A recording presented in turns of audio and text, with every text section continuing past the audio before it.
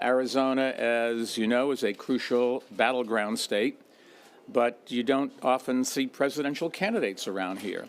And the fact is, President Trump is about the only one spending any money here and in some of the other swing states around the country. And that's a big problem for a party, and I am determined to change exactly that. Democrats, I think, have a chance to win. That was Michael Bloomberg speaking today in Phoenix, Arizona. The former New York City mayor filed to be on the state's ballot for the Democratic primary for president. Bloomberg is focusing on places like Arizona instead of spending time in early voting states like New Hampshire or Iowa. For more on this, I'm joined by Ken Thomas. He's a national political reporter covering the 2020 Democratic presidential campaign for the Wall Street Journal. Ken, thanks very much for being with us. This is day 2 of Michael Bloomberg's presidential campaign. Why is he in Arizona? What's the strategy there? Yeah, Arizona is one of the states that's going to hold its primary in March. It's on March 17th next year. And Bloomberg is basically making a big bet on these states that are holding contests in March and beyond, and thinking that if he can have this shock and awe campaign of advertising and big money, he can drive the message in a way that would favor him. And they're essentially betting that the first 4 states won't matter, that you could have a split verdict out of the first 4, and the party will be looking for a winner. And Bloomberg will say, look, I've won in New York City 3 times. I have the resources and the message to reach those voters in the middle who have eluded Democrats previously. Well, many of the Democratic presidential candidates have commented on Bloomberg's entry into the race. Let's listen to some of that. Mayor Bloomberg, who has decided to use part of his $55 billion not to buy a yacht, not to buy another home, not to buy a fancy car, but to buy the United States government. I trust and have faith in the American voter to make decisions not based on how much money somebody has, but based on their track record of doing work in service of others and in service of their community. Some people have figured out, it'd be a lot cheaper to spend a few $100 million just buying the presidency instead of paying that 2-cent wealth tax. So is the fact that he's a billionaire his biggest political liability in this primary? It's certainly one of them, and it's going to be the most convenient argument for his Democratic opponents to make in the beginning. We've seen Elizabeth Warren and Bernie Sanders latch onto this idea that billionaires like Bloomberg are a threat to the democracy, that the country has been overtaken by wealthy people who have influence. And Bloomberg is just a very convenient messenger in that regard. What's interesting is you're not seeing much from Joe Biden and Pete Buttigieg. They've mostly ignored Bloomberg and said, we welcome him to the race, but pretty much said nothing else.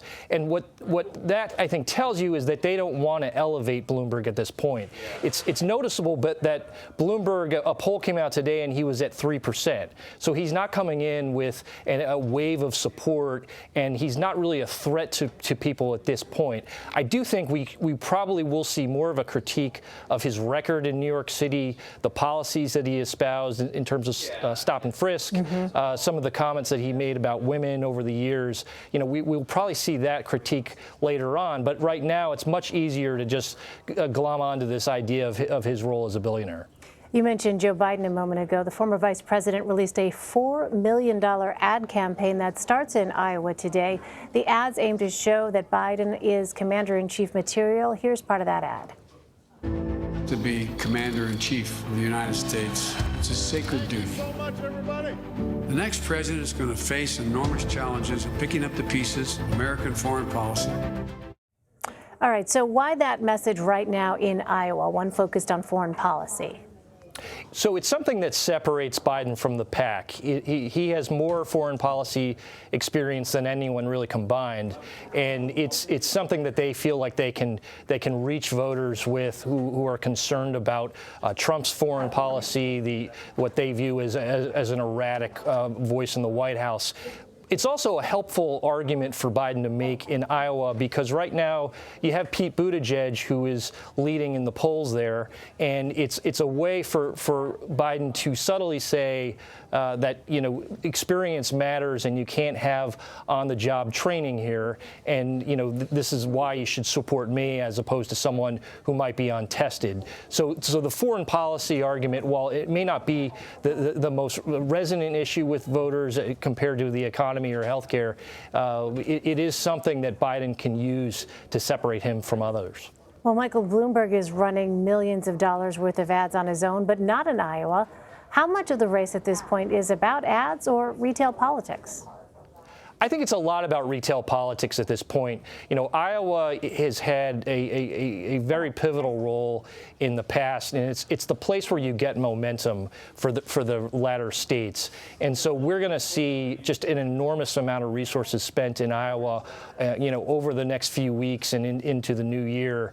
Biden is going to be going on an 8-day bus tour after Thanksgiving. We're even seeing people like Amy Klobuchar and Kamala Harris spending the Thanksgiving holiday in Iowa. They're actually going to, you know, have their turkey dinner in Iowa as a way to, you know, show their affinity for the state and try to connect with voters there.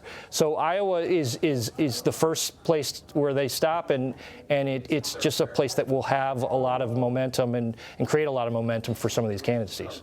Well, a new article in Politico talks about the influence of former President Barack Obama, and the report points out that Obama had an intimate bond with the electorate in 2008, especially in Iowa, to which the former president added, quote, "And you know who really doesn't have it? Joe Biden." So Ken, you have been reporting on Biden losing ground in Iowa. What is happening there?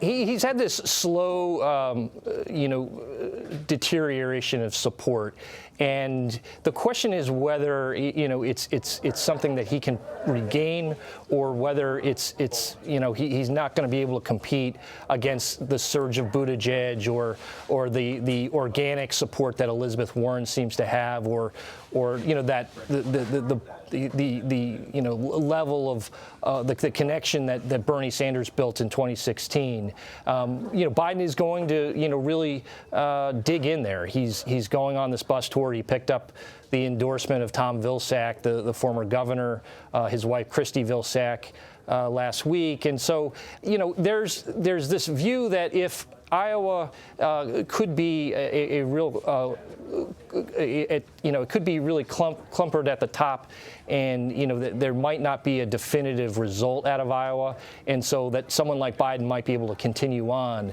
But, you know, it's a place where he has been losing support, and they're trying to, you know, halt that. So a new Boston Globe and Suffolk University poll is showing a close four-way race in New Hampshire. But it also found 21% of voters are undecided.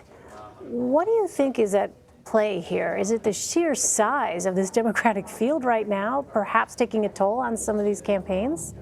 Right. Well, New Hampshire typically rewards candidates who are from New England. Mm-hmm. And so it's not surprising that Bernie Sanders and Elizabeth Warren are at the top there. But again, it shows the fluid nature of this race.